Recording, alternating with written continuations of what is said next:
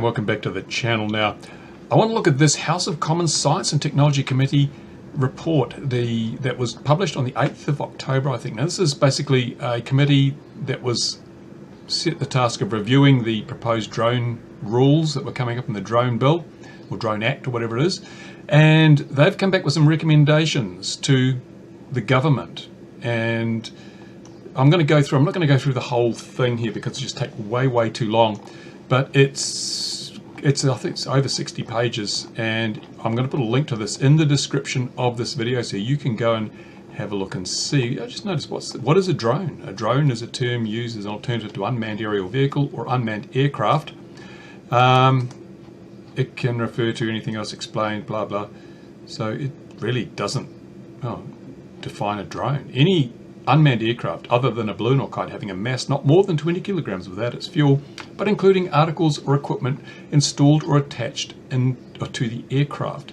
So it's an unmanned aircraft. So I guess free flight? Yeah, does that include free flight? I don't know.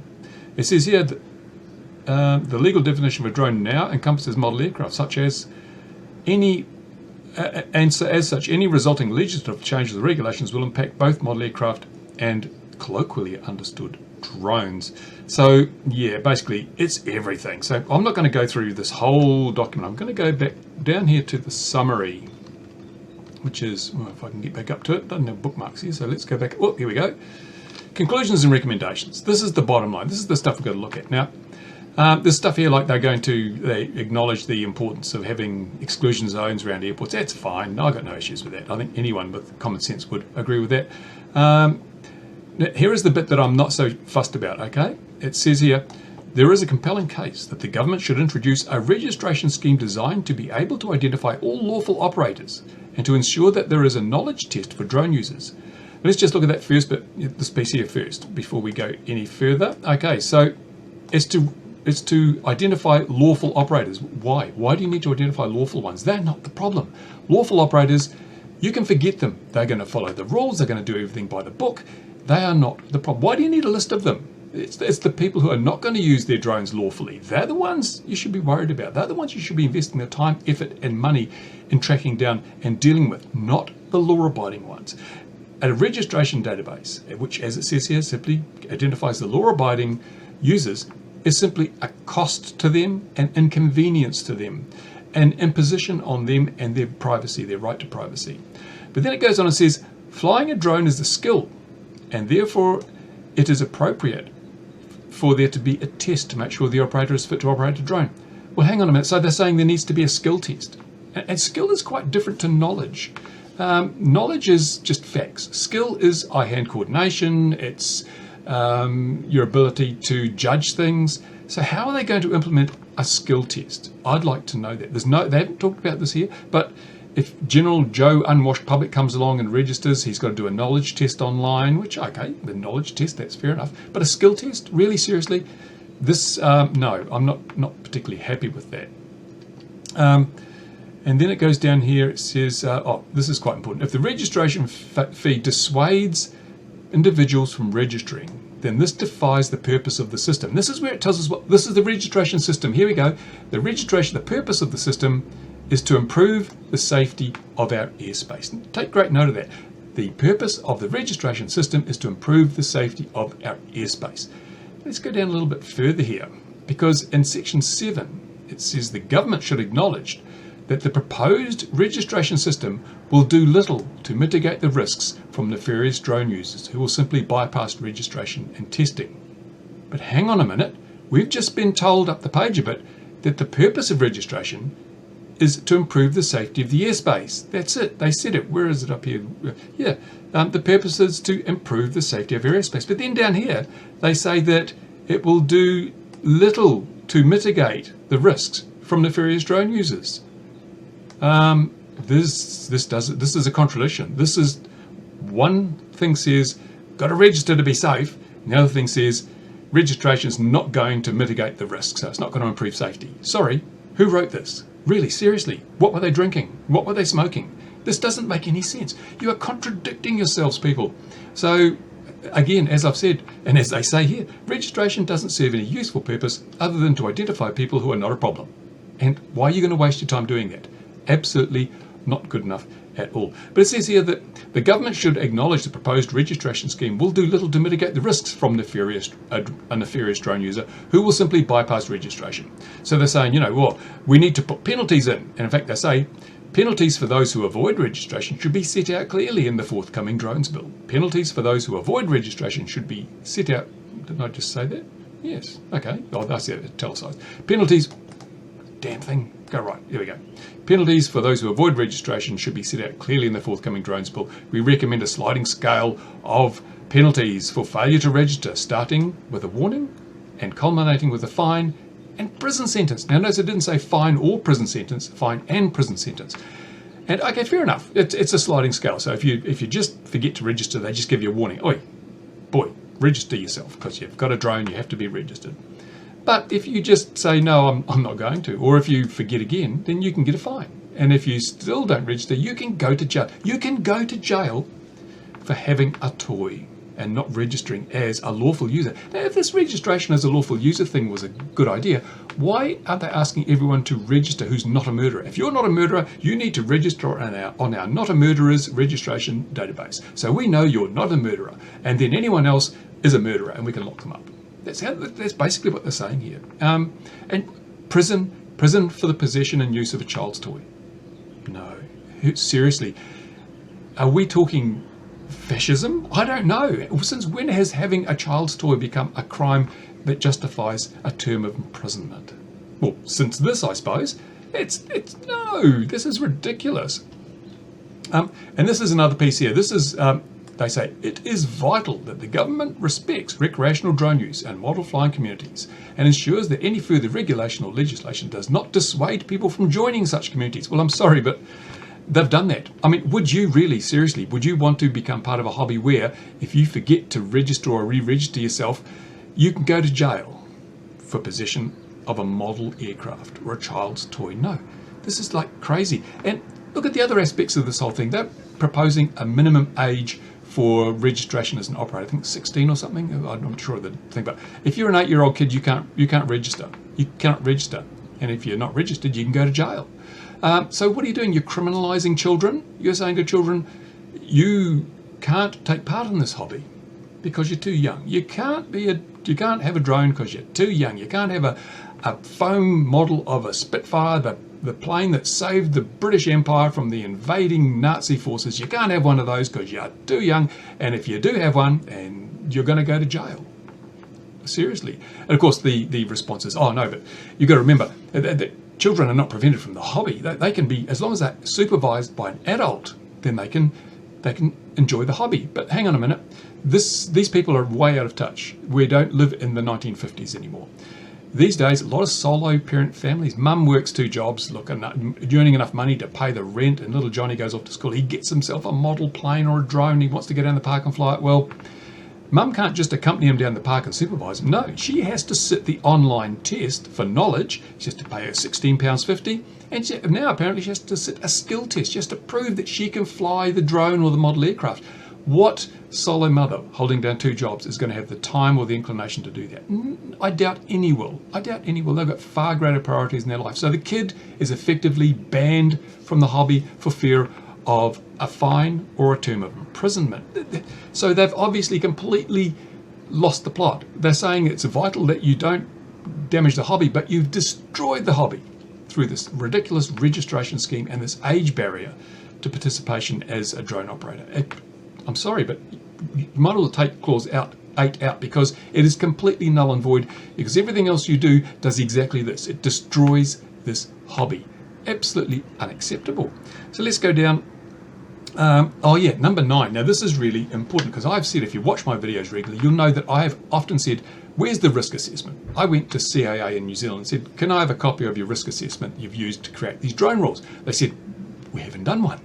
And neither has CASA in Australia, neither has the FAA in the United States, neither has CAA in the UK or Transport Canada in Canada. None of these regulators have actually done the homework, done the bottom line, done the science, done the maths, done the research necessary to actually quantify the scale of risk, which is why we have Now in the UK, drones are being treated as even more dangerous than firearms and requiring registration and having terms of imprisonment as a penalty if you don't register, because they don't understand the risk. They're getting their assessment of risks from articles in the Daily Mail and from the general hysteria spread by airline pilots and people who are afraid of losing their jobs.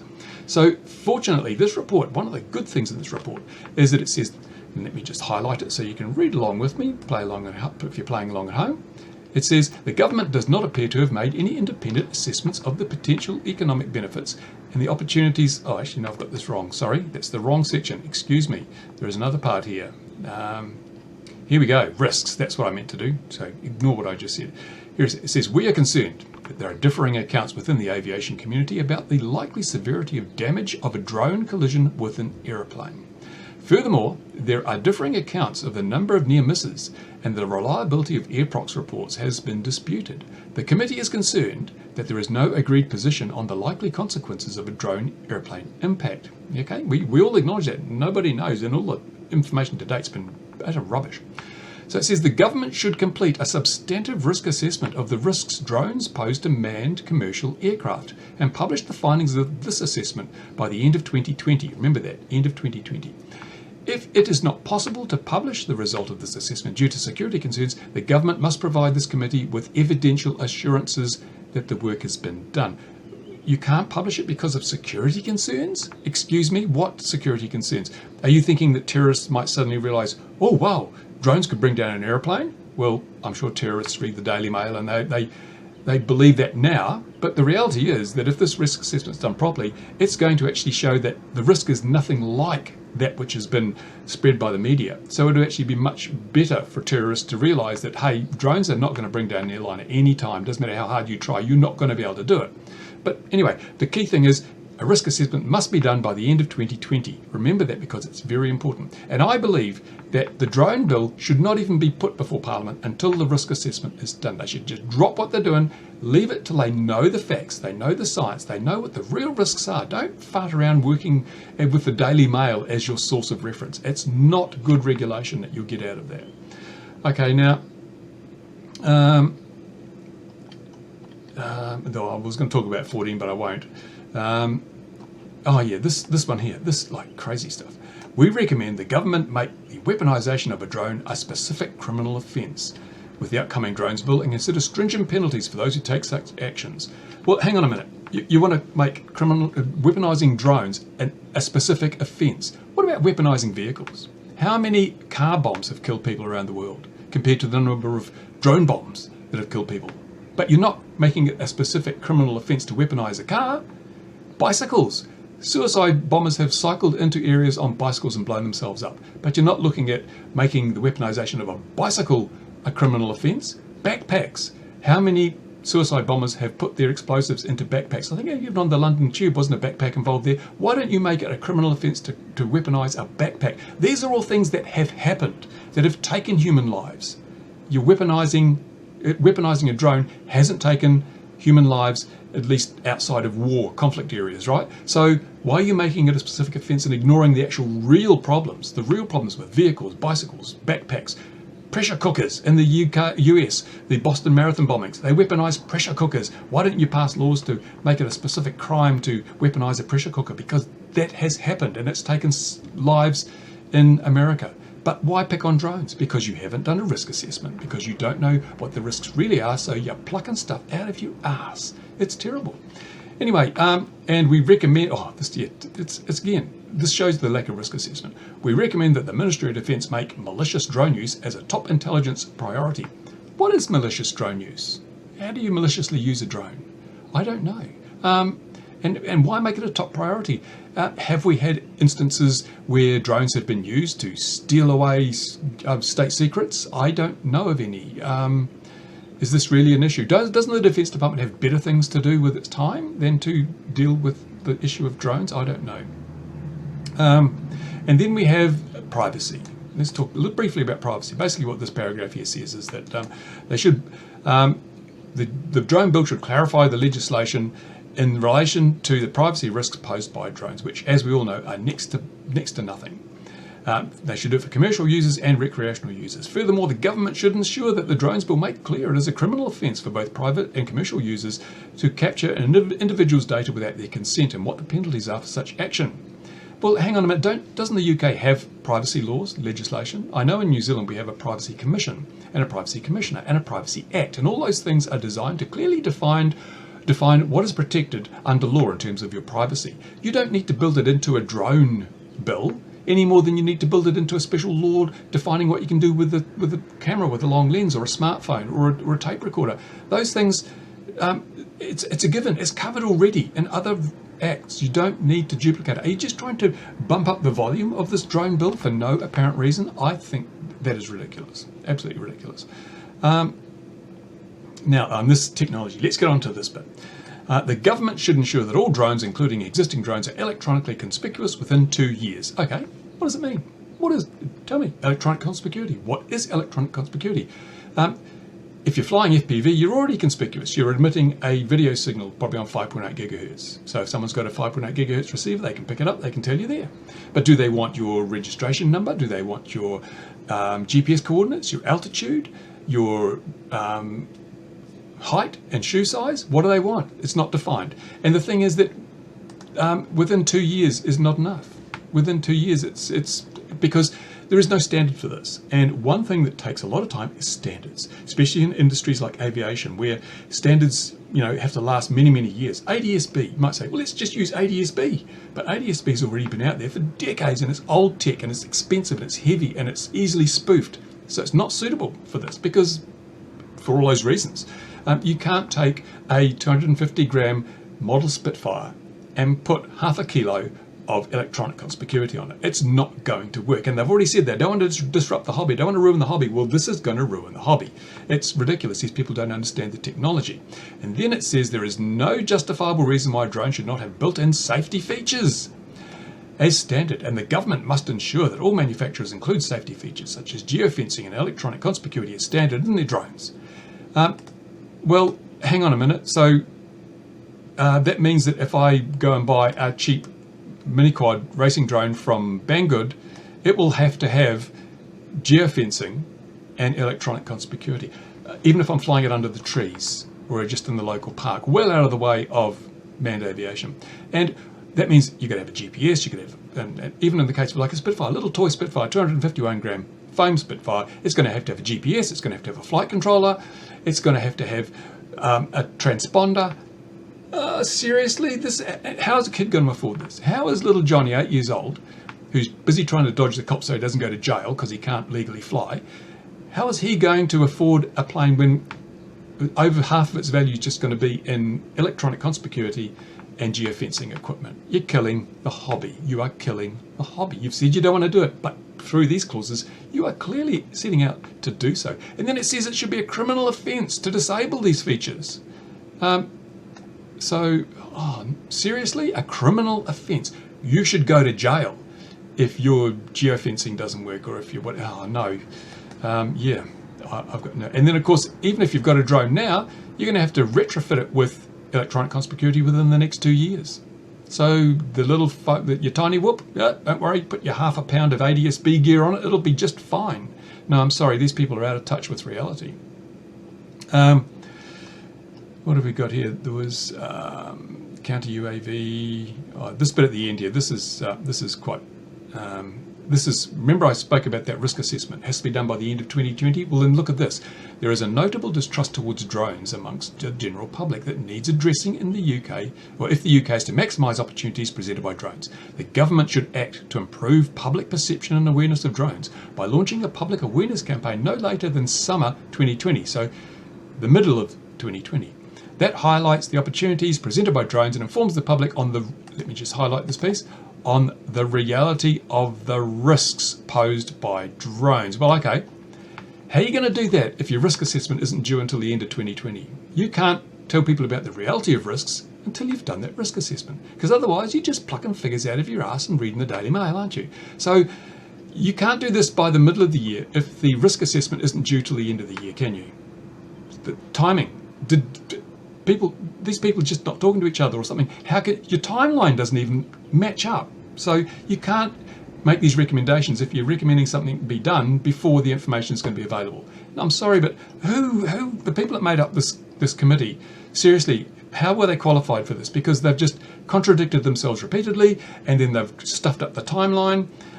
No, I'm sorry, that's my opinion. As I say, there are some good things in there, like they say, they're going to give a copy of the drone code to make that a mandatory handout when they sell a drone. That's common sense. They're going to put exclusion zones around helipads. That's common sense. But the stuff I've highlighted is just the dicky stuff, the stupid stuff, the ridiculous stuff. Now, this electronic conspicuity thing, that's something that's basically being thrust upon them by EASA, I think. EASA, because the UK has already said that even if they go through Brexit, they're going to adopt the EASA recommendations for drones. And under EASA regulations, certain categories of drones must have electronic conspicuity. In this particular document, they don't mention categories. They just say everything's going to have conspicuity. So the problem is that politicians don't know their EASA from their elbow. So they will just come out and say, okay, right, children's toys, the whole damn lot's got to have a half-pound ADS-B transmitter on it, and away we go, without any real understanding of the issues involved. So yeah, it's a poor document. I'd say for the reasons I've outlined, I think it's very poor. I think the people that have drafted it don't have a full grasp of reality. And the big problem we've got is that this is going to government now, it's going to Parliament, and politicians have an even slimmer grasp on reality.